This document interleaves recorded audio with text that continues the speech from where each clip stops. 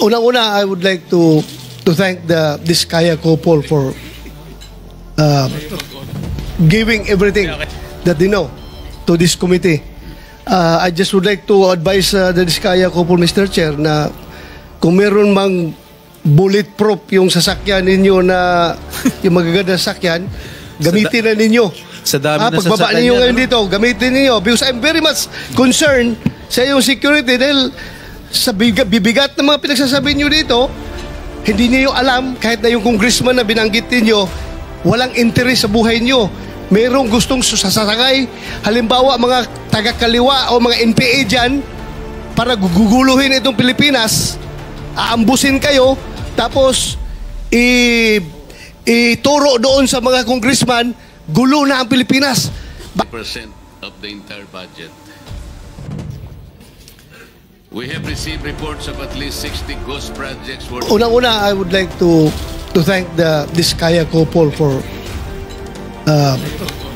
giving everything that they know to this committee. I just would like to advise the Diskaya couple, Mr. Chair, na kung meron mang bulletproof yung sasakyan ninyo na yung magaganda sasakyan, gamitin na ninyo.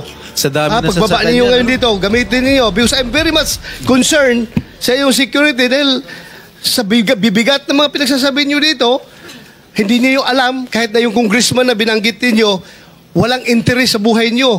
Merong gustong sasakay, halimbawa mga taga-kaliwa o mga NPA dyan, para guguluhin itong Pilipinas, aambusin kayo, tapos ituro doon sa mga congressman, gulo na ang Pilipinas. Baka magiging Indonesia tayo nito. Kaya mag-ingat kayo. I advise you to take all the necessary precautionary measures as far as your safety is concerned.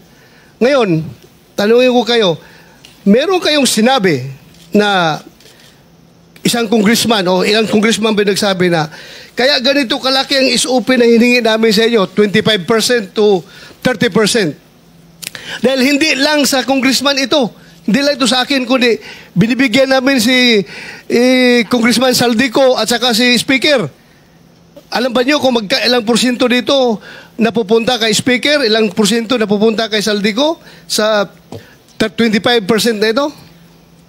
Wala po. Dahil ang narinig ko lang po ay para lang po kay Saldico at kay Speaker. Yun lang po ang narinig ko, yung 25%. Pero wala na po akong idea sa iba. So, ma-presume natin by this committee, you want to make us believe that yung 25% na binigay mo doon sa congressman, lahat yun mapupunta kay Saldico at kay Speaker o mayroong naiwan sa kanya? Narinig ko lang po sa bibig po ng mga kausap ko na mga politikong personal ko pong nakausap.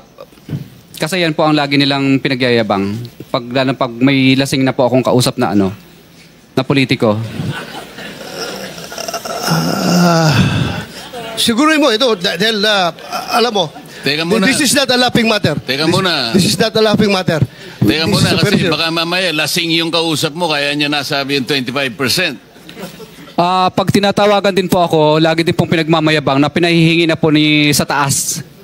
Sa taas. Kahit hindi sila lasing, ganun ang Yes po, sinasabi. pinahihingi na po at pinakukuha na. At nagmamadali pa kami, halos magkandara pa kami kung saan namin kukunin at uutangin. At katunayan nga po, yung inuutangan na po namin ngayon ay yung bangko po ay sinara na po. Pero sinasabi nila, kaya ganito kataas, 25%, sabagat ibang bahagi nito ay napupunta kay ganito at saka kay ganito.